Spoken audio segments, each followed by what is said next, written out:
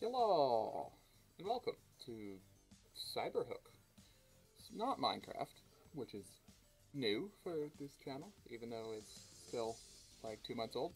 But yeah, I accidentally found this game on Steam, and I have been unbelievably addicted to it since. I got a few too many hours spent on it that probably could have gone towards the Minecraft videos, but yeah. But in saying that, I felt like it would be wrong to not make at least one video on this game because I personally absolutely love it. And if you don't know the premise of it, basically it's a hook and it's like a speed running game with like hook momentums and stuff. So you can like use yourself as a slingshot basically. And that's what I like to do. And it builds so much momentum, like just go flying, and there's a whole bunch of levels, and honestly, it's just a whole lot of fun. And you can, like, time warp to slow down the game a bit and get slightly more distance on your hook, but time still runs real speed for the timer, so you gotta use that sparingly if you're trying to get good speeds. But yeah, I've spent so much time playing this game, so I just want to spread it around the world because it doesn't have a very big player base. If you look at this, the very first level, only 6,650 people have even played it. Ever in the world. So, it doesn't have a great fan base. And that makes me sad, because I think it's a fantastic game. So, basically, what I think I'm going to do is, I'm just going to go through the first chapter, if you want to call it that, in real time, because as you can see, it won't take me very long.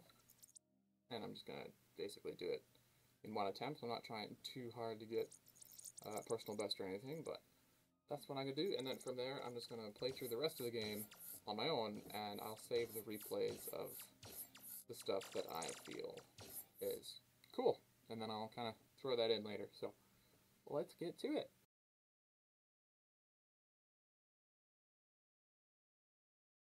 Alright, first level is called Sweet Discovery, and it gives you this nice little image of what the level's like.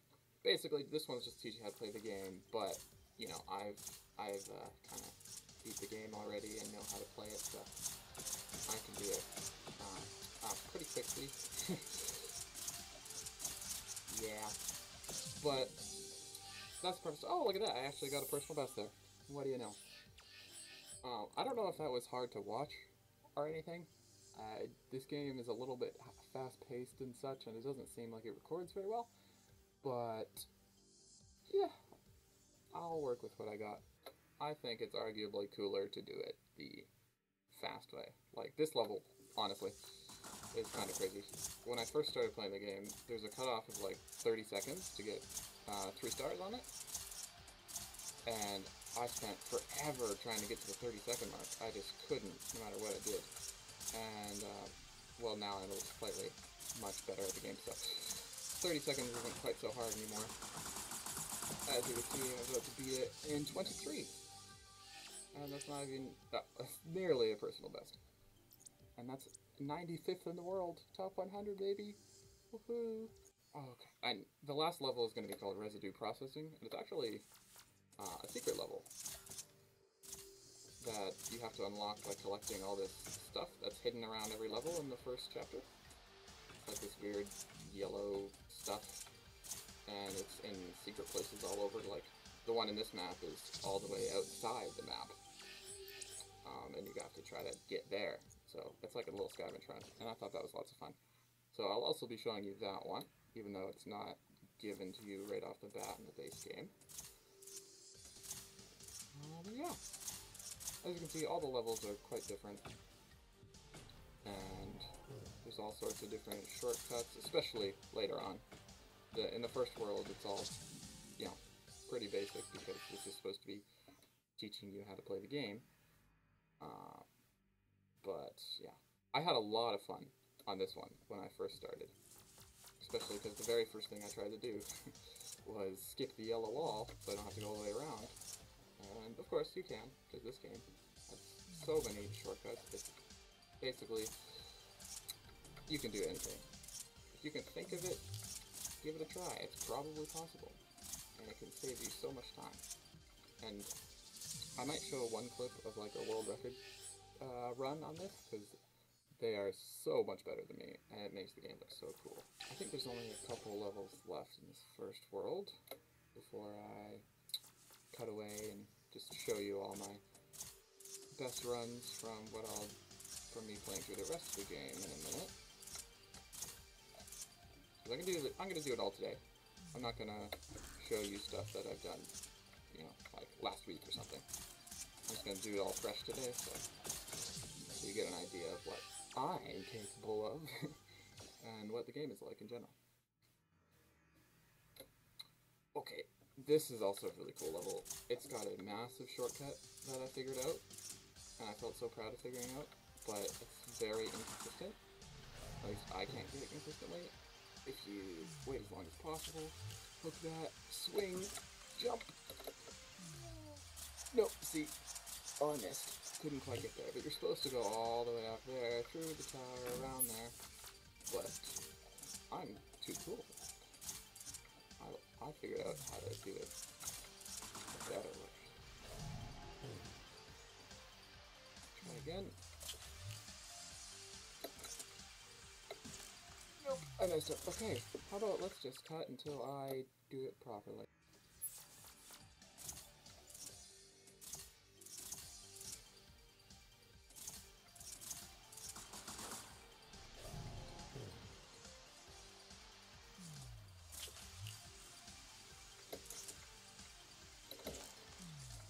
Oh, there it is.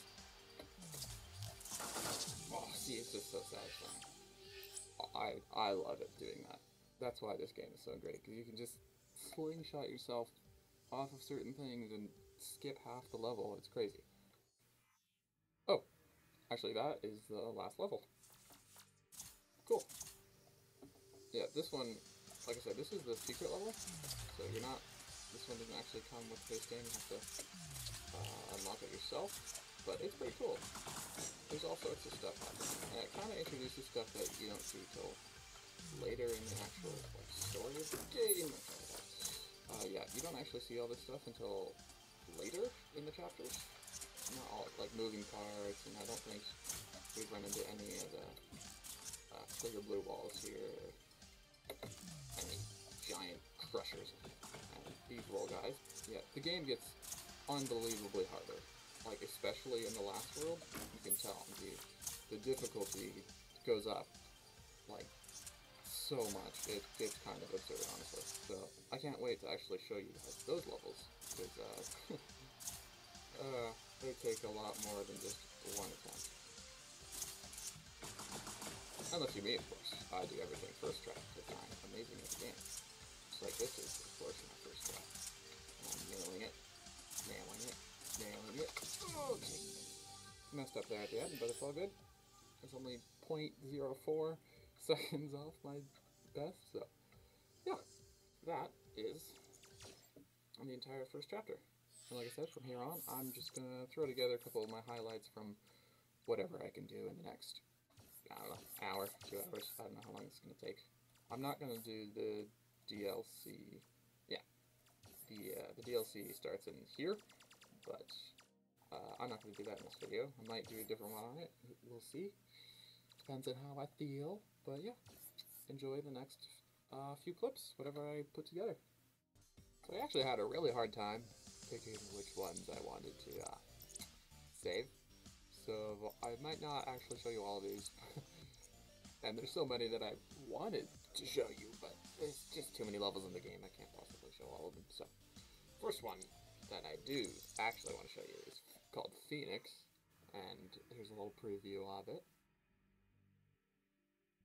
And this one uses my favorite technique in the game, which I call the slingshot method, because it just is so satisfying. So first you gain as much as you can there. Instead of going all the way up through the ladder, you fall down and whip your way all the way back around up here, and you can just barely reach the platform there. So, yeah, and I improvised to get in there. That was not intentional. And third in Canada, hey, that ain't bad. I'm pretty good at the game, if I do say so myself. yeah, that's the first one, though. And actually, before I go on, I should mention, just so you guys have a basic understanding what I'm going through.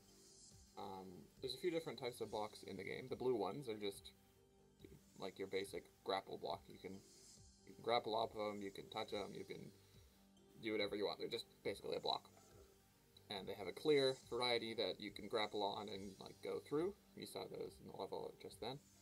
And then there's purple blocks, which kill you if you touch them, but you can still grapple off them. And there's a clear variety of that as well. Then you have red blocks, which kill you, and you can't grapple off them. They're just useless death. And then there's yellow blocks, which are usually just used to get in your way, because you can't grapple them, but they also don't kill you. So, yeah, that should be everything I need to tell you. And moving on to the next one. Okay, this level's called Sneaked, and this one I actually think is really cool. I did look at the world record for this one to get an idea of what to do, because I did use a shortcut, but I didn't quite think to do that. Because by spinning around that thing, you build up so much momentum, you can skip the entire level, basically. And I was kind of doing that before, but significantly slower, because I didn't think to do the loop around part to build up momentum that much. But yeah, this one I actually got first in Canada, so this is like one of 3 levels or something where I've got first in Canada, which feels awesome. And 20th in the world. I think that's not too bad. That's like top 0.7% or something. I didn't do the math, but it's probably that. So yeah, I think that's a really cool level, and it actually gave me a lot of ideas for later levels, which I'll point out when we get there. Alright, next one is Thinking with Hooks. And this one I actually did by myself after watching the world record for the last one. I think I said it got me ideas. It really helped me figure out how to use momentum. So you can see I went down here and all the way up, and then back down, and then back up to build just enough momentum to reach him. And then I believe I even used him. Yeah, I used that one to swing around to actually got some speed to make it over here. And I felt really good about this one because I made it up myself, and I believe it did pretty darn well. Yeah, look at that. Second in Canada. Crazies. So, yeah, that's another example of using momentum. Basically, all I do in this game is try to play as little of it as possible. Because I really enjoy trying to skip as much of the level as possible. Because it's really fun to figure out ways to skip the level and get the fastest speeds. Yeah. I'm not going to commentate through all these. I'll just let some of them do the talking for themselves. Because this is a bit much, but yeah. Enjoy. I'll chime in here and there when necessary. Moving on.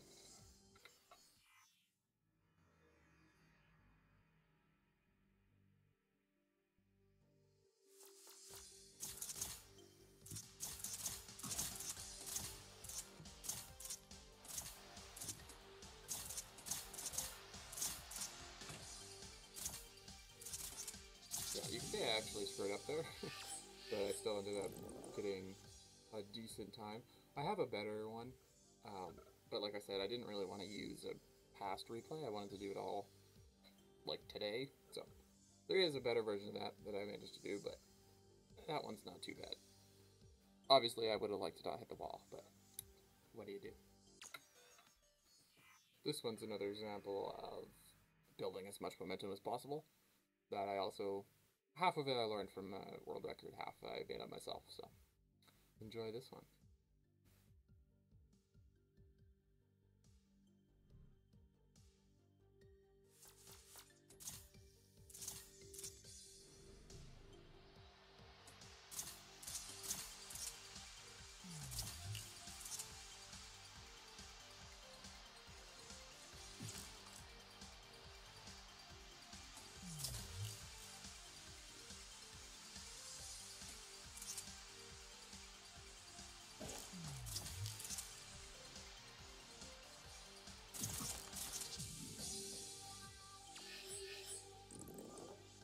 Pretty cool.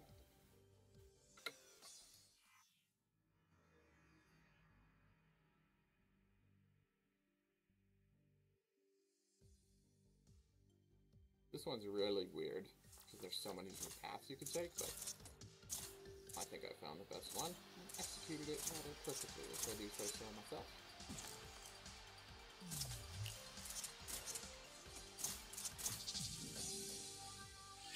And I believe I'm first in Canada. Yeah, I also got first in Canada in this one, so I had to include it. Brag a little, you know? This is one that I've always quite liked, for some reason. So, here you go.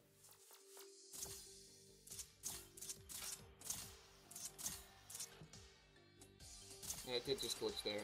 I didn't lose any momentum, it just didn't record it. But yeah, I think I really like the flip around at the end. And again, this is another first in Canada one. So, oh, actually I think there's 4. Because there's another one coming up too, so not bad for me. This one I quite like, I think, just because how, like, random and chaotic it is. And I figured out myself a pretty fast route. I did look at the world record, and they take a different path, but I made this one up myself, so I prefer to do it in ways that I create. And I think it was pretty good. Not too shabby, if you ask me. And in terms of world ranking, yeah, not too bad. 2nd in Canada, 16th in the world, so that's a pretty cool level, I think. And Big Bank has got to be the weirdest, or, well, not necessarily the weirdest, but it just does not fit in with any other levels. It is so random and different. Like, it's really strange. But, and very long. But I think I came up with a pretty good route for it. You gotta shoot those things to open the door, push from here, and that's all about building as much momentum as you can. Again, the momentum thing is glitched in the replay, but I'm going pretty fast. See, 200. Just go around there, try to dodge all these things through here. I did hit a bump, but not the biggest deal, and then you gotta go up. Yeah, you can see this is nothing like most other levels. It's not clear where to go, it's massive. It's really weird, but I quite like it for whatever reason. And then this opens up to the finish line for no apparent reason. Yeah. It's strange, but figured I'd include it. It's some diversity in here. These next few are some of my favorite levels in the game. This is one of them. It's pretty early on in the game, I think, but I've always quite liked it. And, oh, I don't think I ever mentioned the green stuff. Is basically the stuff to shoot, to break through. You can't grapple onto the green stuff, so you have to reveal the blue stuff usually. But, I don't know, this one was just really fun, because you have to shoot as you go, and swing from one thing to the next. It's just quite satisfying, I think. So, I wanted to show you that one. Oh! And I didn't even realize I'm first in Canada in this one. Cool. Go me. Next up we have Athlete, which is also a pretty cool one. I just find it satisfying, especially with the shortcut. And I've actually come up with 2 different shortcuts. This one, in the recording, doing much faster. You can skip basically the whole thing to go straight up here from the beginning with lots of momentum. And then, yeah, it's just kind of fun. The rest of it. You gotta shoot your way before I think. So, I've always felt like that one. I think I'm first in this one as well. Yes, first in Canada, 14th worldwide. And then there's Field. But I don't really know exactly why I like this one. It's just, I really like the start bit here. Getting through that purple bit fast. And I think there's just so much to grapple to, like one after the other. You build up so much momentum. It's just cool. It's a cool game, you know? I like the game, if you haven't been able to tell so far. Not the best worldwide in Canada, but not bad either. I'll take a top 3 any day of the week. I don't know if you could tell that they were slightly starting to get harder, but they're starting to get harder. This one is an absolute nightmare for me in marathon mode, but I managed to get through it pretty quick. And yeah, just a reminder, purple kills you, and that whole map is one purple tube of death. So, yeah, not not very fun and very hard. But yeah, this is where they really start ramping up. I skipped most of them that are in the last chapter, but I think there's like 2 more left that I have to show you, and they're also quite hard. I lied, there's 3 more. But this is another one that has like the same start bit, but it's just quite satisfying to me, the way I managed to get through this. And it looks easy, but being able to time when to let go of the hook to like perfectly get the angle you need and all that, it's very difficult.